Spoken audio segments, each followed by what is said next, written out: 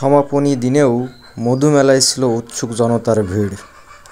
বিভাগীয় কমিশনার ফিরোজ সরকার বক্তব্যের মাধ্যমে মধুমেলার সমাপ্তি ঘটল। এবার মহাকবি মাইকেল মধুসূদন দত্তের ২০১তম জন্মবার্ষিকী উপলক্ষে আয়োজিত সপ্তাহ মধুমেলা মহাকবি মাইকেল মধুসূদন পদক প্রদান ছাড়াই শেষ হলো। এবার সাংস্কৃতিক মন্ত্রণালয়ের অর্থনৈতিক পৃষ্ঠপোষকতায় যশোর জেলা প্রশাসনের আয়োজনে সাগরদাড়ি মধুমঞ্চে গত ২৪শে জানুয়ারি থেকে শুরু হয় সপ্তাহী মধুমেলা যশোর। ৩০শে জানুয়ারি বৃহস্পতিবার সমাপনী অনুষ্ঠানে মহাকবি মধুসূদন পদক প্রদান ছিল বিশেষ আকর্ষণ, কিন্তু অনিবার্য কারণবশত এবারে মধুমেলায় মধুসূদন পদক প্রদান করা হয়নি বলে জানান। অনুষ্ঠানের দ্বিতীয় পর্বের আলোচনা সভায় সভাপতিত্ব করেন খুলনা বিভাগীয় কমিশনার মোহাম্মদ ফিরোজ সরকার। প্রধান অতিথি হিসেবে ছিলেন মন্ত্রিপরিষদের সচিব ডক্টর শেখ আব্দুল রশিদ। বিশেষ অতিথি ছিলেন বাংলাদেশ পরিকল্পনা কমিশনের কৃষি, পানি সম্পদ ও পল্লী প্রতিষ্ঠান বিভাগের সদস্য সিনিয়র সচিব ডক্টর নিয়ামতুল্লাহ ভুয়া।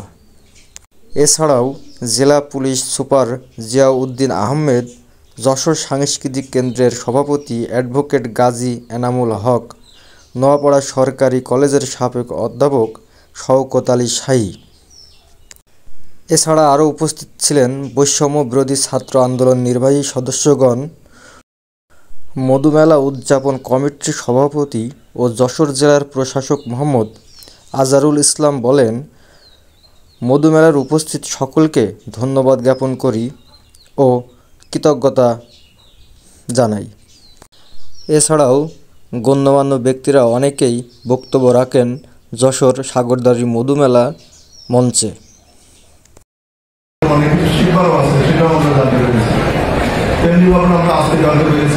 ঠিক ২০০ বছর পরে ২০২৪ সালে মাইকেলের মতো শির উঁচু করে দাঁড়িয়েছিল আমাদের দেশে ছোট ছোট ছেলেরা, ছোট ছোট মেয়েরা, এবং তারা দাঁড়িয়েছিল বলে আজকে তাদের কথা বলার সুযোগ পেয়েছে। তারা যে কথা শুরুতেই বলেছেন, আসেন আপনাদেরকে ভাববার জন্য বলবো, ইনক্লুসিভ সোসাইটি দরকার। যে ইনক্লুসিভ সোসাইটি সবার দরকার নয়, সবাইকে নিয়ে আমাদের দেশটাকে তৈরি করতে হবে। মাইকেল মধুসূদন দত্ত ৪৯ বছর এসেছিলেন।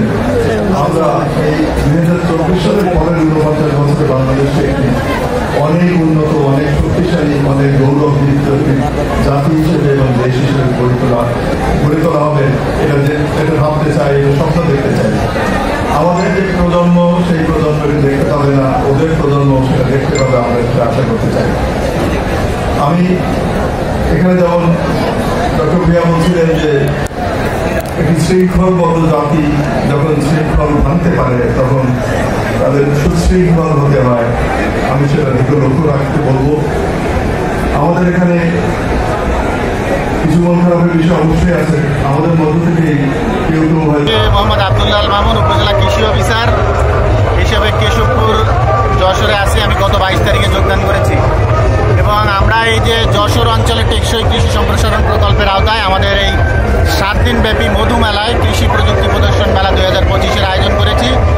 আমরা সাধারণত এই মেলাগুলো উপজেলা পরিষদে অনুষ্ঠিত হয়, কিন্তু আমরা মধুমেলায় যেহেতু প্রায় লক্ষ লক্ষ দর্শনার্থী, কৃষক কিষানি এখানে উপস্থিত হয়, তো আমরা সুযোগটাকে কাজে লাগিয়েছি। আমরা কৃষি সম্প্রসারণ অধিদপ্তরের পক্ষ থেকে আমরা এখানে মেলার আয়োজন করেছি এবং আমরা এখানে মশলা ও ফসল প্রদর্শন করেছি। আমরা উচ্চ মূল্যের ফল প্রদর্শনী করেছি।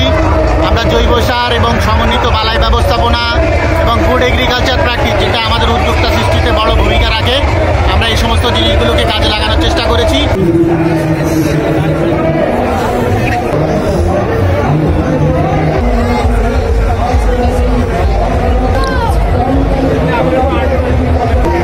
কৃষি মেলা যা দেখলাম, খুব ভালো জিনিস দেখলাম, তবে সবচেয়ে পছন্দ হয়েছে আমার কৃষি মেলাটা। এই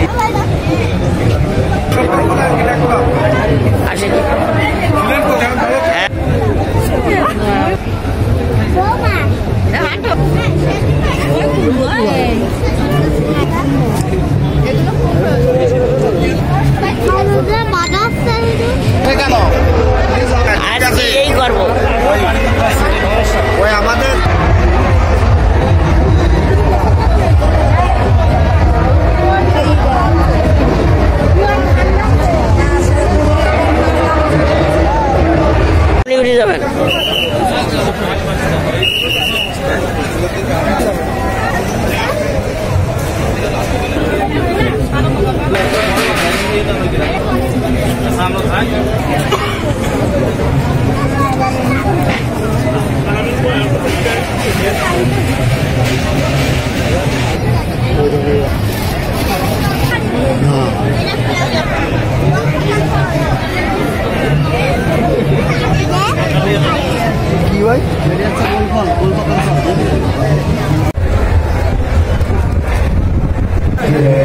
ব্যাংকে গেছে, সে 5,000 টাকা উঠাবে, দেখছে যে কিছু না, মাত্র 5 লক্ষ টাকা উঠাবে, দেখছে 5 লক্ষ টাকা মাত্র।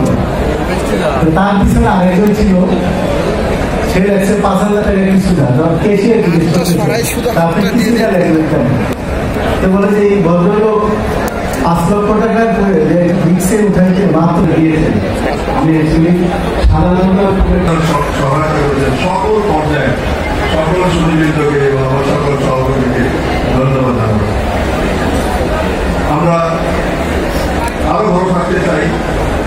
আজকের দিনে আমরা যে অবস্থায় আছি, আগামীকাল যেতে ভালো আমরা সকলে চাই। এটা যদি চাই তাহলে আমাদের সকলেরই একটি সমষ্টি মন থাকতে হবে। সমাজকে গড়ে তোলার জন্য আমাদের চেষ্টা করতে হবে, কারণ আমরা একা একা বাঁচতে পারি না। সমাজকে নিয়ে বাঁচতে হবে। এই সমাজে সকলে যেন কন্ট্রিবিউটার হতে পারে, অবদান রাখতে পারে, সেটা আমরা নিশ্চিত করার চেষ্টা করবো। এখানে কোনো অশুভ শক্তি যেন মাথা তুলতে না পারে। আমাদের জন্য দরকার স্বাধীনতা রক্ষা করা। এই স্বাধীনতা রক্ষা করতে গেলে সব সময় সজাগ থাকতে হয়, সবসময় সতর্ক থাকতে হয় এবং কিছু ত্যাগ করার জন্য প্রস্তুত থাকতে হয়। এই ত্যাগ করার যে মহিমা, সেটা আমরা অনুভব করার চেষ্টা করবো। আমরা সমাজকে আমাদের বাতাবরণ হিসেবে আমাদেরকে ঢেকে রাখার একটা সংস্থা হিসেবে, প্রতিষ্ঠান হিসেবে সমাজকে গণ্য করবো এবং এই সমাজকে আমরা ভালো করার চেষ্টা করবো। সমাজ ভালো থাকলে আমরা সকলেই ভালো থাকতে পারবো। পরম করুণাময় আল্লাহ তাআলা আমাদের সহায় হন, আমাদের সকলের জীবন আর এখনকার সেটা আরো ভালো হবে। আল্লাহ হাফেজ। আমি শামসুর রহমান, মধুসূদন একাডেমির দায়িত্বে দীর্ঘ 35 বছর বিনা বেতনে শ্রম দিয়ে যাচ্ছে এবং এই প্রতিষ্ঠান 1989 সালে প্রতিষ্ঠিত। এই মধুসূদন একাডেমি স্মৃতি সংগ্রহশালায় যেসব তথ্য সংগ্রহগুলো আছে, এগুলো শিক্ষানীয় প্রতিষ্ঠান এবং এই প্রতিষ্ঠান দেখার জন্য সারা বাংলায় এবং ভারতের লোকও আসে এখানে দেখার জন্য। কিন্তু আমাদের প্রতিষ্ঠানের যে দুরবস্থা এবং এখানে যে একটা লোক সারা দিন এখানে বিনা বেতনে শ্রম দিয়ে যাচ্ছে এবং যদি একটু সরকারের পৃষ্ঠপোষকতা পেত তাহলে প্রতিষ্ঠান আরও অনেক উন্নত হতো। এবং এই প্রতিষ্ঠান আমি 35 বছর পরে আমার যদি এখন মৃত্যু হয়, কিন্তু প্রতিষ্ঠান দেখার মতো কোনো লোক থাকে না, কেউ বসার মতো কোনো লোক থাকে না। আমি বর্তমানে বাংলাদেশ সরকারের কাছে আমি চাচ্ছি যে প্রতিষ্ঠানটা যাতে টিকে থাকে সেই ব্যবস্থা করতে, এবং একটু এই একটা লোকের যদি একটু ভাতার ব্যবস্থা হতো তাহলে এই প্রতিষ্ঠানটা কিছুদিন টিকে